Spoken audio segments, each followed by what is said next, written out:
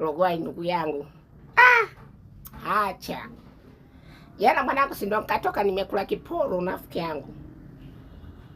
Ile nafika pale kwenye interview naambiwa haya baba, twende kazi. Mwanangu niliua ndugu yangu, niliua ile mbaya yani. Mwanangu anile kwanza tumishuzi bopwa. Mwanangu pale banaambia baba, mlango uliotokea ndo ulioingilia. Eti mlango uliotokea ndo ulioingilia. Mlango ulioingilia ndo unaotokea. Go out. Nje, sikutaki tena. Ndugu yangu ofisi yetu ungeijaza nuksi, eti naambiwa. Ndugu yako ninagundu mie.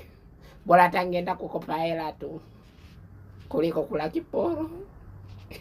Najuta mie.